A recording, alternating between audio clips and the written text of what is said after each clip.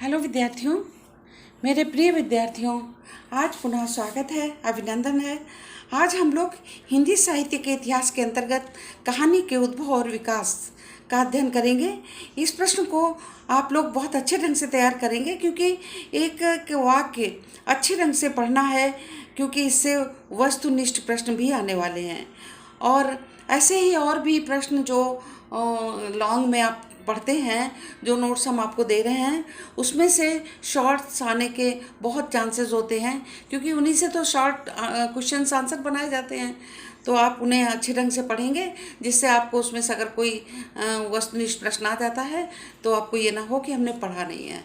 तो चलिए आरंभ करते हैं। कहानी के उद्भव और विकास पर प्रकाश डालिए। अब हमने आपको ये नोट्स इसलिए दिए हैं, इसलिए देने लगे हैं कि आप सुनेंगे भी लेक्चर को और देखेंगे भी, तो आपकी तैयारी बहुत अच्छे ढंग से हो जाएगी और आप नोट भी कर सकते हैं। चलिए आरंभ करते हैं। कहानी हिंदी साहित्य की सबसे प्राचीन विधा है। हिंदी साहित्य में कहानी के उद्भव और विकास यात्रा का आरंभ 1900 ईस्वी के आसपास माना जाता है, क्योंकि इससे पहले हिंदी कहानी जैसी किसी भी विधा का सूत्रपात नहीं हुआ था। हिंदी की प्रथम कहानी को लेकर आलोचकों में मतभेद है। इस संबंध में आचार्य रामचंद्र शुक्ल ने इंदुमती को हिंदी की प्रथम मौलिक कहानी माना है, जिसका प्रकाशन सन 1900 ईस्वी में सरस्वती पत्रिका में हुआ। किंतु शिवदान सिंह चौहान के अनुसार यह कहानी शेक्सपियर के टेम्पेस्ट का अनुवाद है। मौलिक रचना नहीं कही जा सकती है। क्यों नहीं कही जा सकती है? क्योंकि यह शिवदान सिंह चौहान ने कहा ये कहानी शेक्सपियर की टेम्पेस्ट जो कहानी है शेक्सपियर की, उसका अनुवाद है, इसलिए मौलिक कहानी नहीं है। तो 1903 में आचार्य रामचंद्र शुक्ल की 11 वर्ष का समय प्रकाशित हुई तथा सन 1907 में बंग महिला दलाई वाली कहानी प्रकाशित हुई। नवीन अनुसंधानों के अनुसार 1901 में माधव राव, इन सबसे पहले माधव राव सप्रे की एक टोकरी भर मिट्टी कहानी का प्रकाशन छत्तीसगढ़ मित्र पत्रिका में हुआ। अधिकतर विद्वानों ने इसे ही सर्वप्रथम कहानी माना है। विकास की दृष्टि से हिंदी कहानी को निम्नलिखित 4 भागों में बांटा जा सकता है। प्रारंभिक युग प्रेमचंद पूर्व हिंदी कहानी हो गई, ये 1900 से 1915 तक रहा ये युग। फिर प्रेमचंद युग आया, ये प्रेमचंद के पहले का युग था। प्रेमचंद युग आया, ये 1915 से लेकर के 1936 तक रहा। फिर प्रेमचंद के बाद का युग जो आया कहानी का, वो रहा 1936 से लेकर 1950 तक, और उसके बाद आया नई कहानी जो अब तक चल रहा है। अब सबसे पहले हम प्रारंभिक युग के बारे में बात करेंगे। तो ये कब तक रहा? 1900 से 1915 तक। इस युग को प्रेमचंद के पूर्व का युग कहा जा सकता है। प्रारंभिक युग जो है वो प्रेमचंद के जब आए, कहानी लिखना शुरू की, इनकी कहानी जब प्रकाशित हुई उसके पहले की बात है। इस काल में हिंदी कहानी का स्वरूप ग्रहण कर रही थी। इस काल को कहानी का उदय काल भी कहा जा सकता है। हिंदी कहानी के विकास में इंदु और सरस्वती नामक पत्रिकाओं का महत्वपूर्ण योगदान रहा है। इस युग की कहानियों में कहानी की कला पूर्ण रूप से दर्शन हुए हैं। कहानी की कला जो है उसका पूर्ण रूप से दर्शन हुए हैं। हिंदी की प्रथम कहानी के अंतर्गत जिन कहानियों का उल्लेख मिलता है वह है चंचलता, प्लेग की चुड़ैल, राखी बंद भाई, नकली किला, रक्षाबंधन मिलन आदि। सरस्वती पत्रिका का संपादन 1900 में हिंदी कहानी के लिए मील का पत्थर साबित हुआ। ये हिंदी की कहानियाँ यहाँ से इनकी छपी हैं, जो हिंदी की कहानियाँ ही उसमें छपी थी पत्रिकाओं में। तो ये जो है ये विकास में जो है मील का पत्थर साबित हुआ हिंदी कहानियों के लिए। हिंदी कहानियों का प्रकाशन इसी के साथ आरंभ हुआ। हिंदी की पहली कहानी के संबंध में विद्वानों में मतभेद है। फिर भी अधिकांश लोग किशोरी लाल गोस्वामी द्वारा लिखित इंदुमती को ही हिंदी की पहली कहानी स्वीकार करते हैं। हिंदी कहानी का विकास के रूप में इस युग में अभी बाल्यावस्था के रूप में ही थी। ये आरंभ था तो बाल्यावस्था रूप में ही थी, मतलब विकास नहीं हुआ था। प्रेमचंद के आगमन से पूर्व, अब बाल्यावस्था माने जन्म हुआ हो जैसे किसी बच्चे का, उस तरह का ना। प्रेमचंद के आगमन से पूर्व हिंदी कहानी को कोई सशक्त रूप उभर कर सामने नहीं आया था।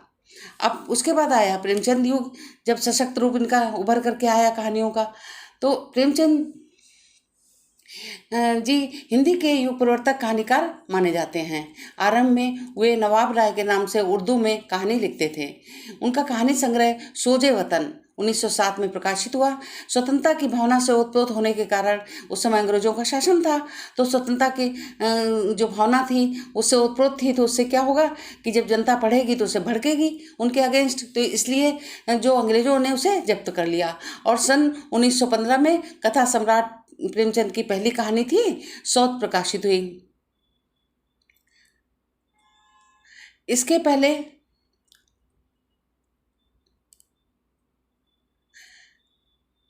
1915 में कथा सम्राट जो इनका प्रकाशित हुआ, उसमें सबसे पहली कहानी इनकी कौन सी थी? सौत। इसके पहले सन 1915 में चंद्रधर शर्मा गुलेरी की कालजयी रचना उसने कहा था प्रसिद्ध प्राप्त कर चुकी थी। जो इनकी सौत थी, इस रचना के पहले भी एक और जो रचना थी चंद्र शर्मा गुलेरी की, ये प्रसिद्ध हो चुकी थी। सन 1916 में प्रेमचंद की प्रसिद्ध कहानी पंच परमेश्वर प्रकाशित हुई। इसके पश्चात पंच परमेश्वर तो छोटे छोटे क्लास में भी आती है, आप लोगों ने पढ़ी होगी। इसके पश्चात प्रेमचंद जी ने 1936 तक हिंदी साहित्य की अनेक बहुचर्चित 3000 कहानियाँ प्रदान की। हिंदी साहित्य को 3000 लगभग कहानियाँ प्रदान की, जो मानसरोवर नाम के 8 खंडों में प्रकाशित हुई इनकी कहानियाँ। फिर तीसरा युग आता है आपका प्रेमचंदोत्तर, माने प्रेमचंद के बाद का युग आया। ये 1936 से लेकर के 1950 तक रहा। सन 1936 से सन 1950 ईस्वी तक का समय प्रेमचंदोत्तर काल के रूप में माना जाता है। इस युग की में कहानी एक दिशा नहीं अपितु विभिन्न दिशाओं में इसका विकास हुआ। एक ही दिशा में नहीं विकास हुआ, विभिन्न दिशाओं में विकास हुआ। इस काल में कहानी विधा साहित्य काल की केंद्र बिंदु रही है। मतलब जो विधाएं थी हिंदी की, जो गद्य विधा थी, जो सब विकास हो रहा था, उनमें सबसे ज़्यादा विकास किसका हुआ? कहानी का हुआ। इस काल में एक ओर तो कहानीकारों ने प्रगतवादी कहानियाँ लिखी, तो दूसरी ओर विश्लेषपरक कहानीकारों ने ऐसी कहानियाँ लिखी जो व्यक्ति के मन के आंतरिक परतों को खोलती सी दिखाई देती हैं। ये मनोविश्लेषण परक कहानीकार कथाकार प्रसिद्ध मनःशास्त्री फ्रायड से प्रभावित हैं। जैनेन्द्र इलाचंद जोशी इस धारा के प्रसिद्ध रचनाकार हैं। किसके? जो प्रेमचंदोत्तर के बाद, प्रेमचंद जी के बाद में आए जो काल, उसमें प्रगतिवादी कथाकारों में यशपाल का नाम प्रमुख है। इन्होंने मार्क्सवादी चेतना से अनुप्राणित होकर अनेक कहानियाँ लिखी। वर्ग संघर्ष, शोषण, सामाजिक और नैतिक रूढ़ियों पर आक्रोश इनकी कहानियों के विषय में रहे हैं। ये जो वर्ग संघर्ष, शोषण, सामाजिक नैतिक, मतलब जो समाज में जो शोषण चलता है गरीब लोगों का, और सामाजिक और नैतिक रूढ़ियों तथा आक्रोश इनकी कहानियों के विषय रहे हैं। किसके? यशपाल के।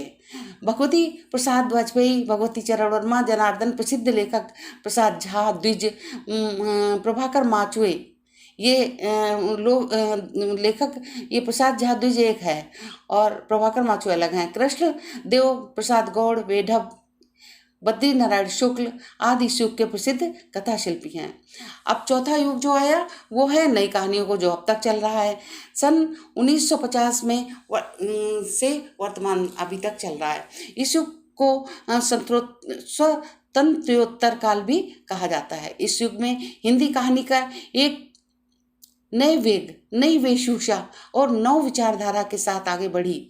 इस युग में पुराने नए सभी कहानीकार अविराम गति से काम साहित्य का सृजन करते रहे हैं। इस युग में प्रसिद्ध लेखक निर्मल वर्मा, मोहन राकेश, राजेंद्र यादव, कमलेश्वर, इसमें कॉमा होना चाहिए था बच्चों, ये रह गया टाइपिंग के समय, तो मोहन राकेश, राजेंद्र यादव, कमलेश्वर, राजकुमार वर्मा, मन्नू भंडारी, उषा प्रेमवदा, अनेक महान लेखक हैं। महिला कहानीकारों में उल्लेखनीय नाम है कृष्णा सोबती, मृदुला गर्ग, राज सेठ, मैत्री पुष्पा, सुधा अरोड़ा,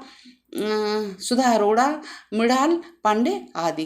तो ये आपके कहानी का जो विकास है उसके बारे में आप लोगों ने पढ़ा, और अगले वीडियो में हम लोग फिर मिलते हैं।